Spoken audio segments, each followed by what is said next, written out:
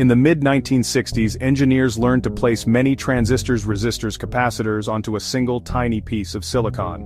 This was the integrated circuit, the microchip.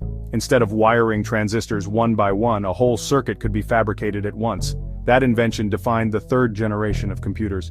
Miniaturization had begun, sparking an explosion in speed and power. Computers became smaller, computers became cheaper, computers became more powerful. Machines that once filled cabinets could now sit on desktops, though still for specialists. A key innovation was the operating system, a master program to manage resources and run many applications. That made computers more versatile and easier to use. Users interacted via keyboard and saw text on rudimentary monitors, a far cry from punch cards and printouts.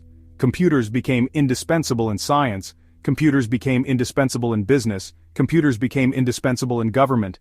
The IBM System 360 family is a famous example. A business could buy a small model, then upgrade to a larger one without rewriting software. Standardization mattered. These machines ran airline reservation systems. They also powered Apollo mission calculations. The computer had become a sophisticated information processor. Mass-produced chips slashed the cost per circuit. More organizations could afford computers. Speeds in millions of instructions per second enabled complex simulations and big data. The third generation laid the groundwork for the personal computer. Placing circuits on a chip cleared the path to put an entire computer on one chip. The seeds of a revolution bringing computing into homes were planted.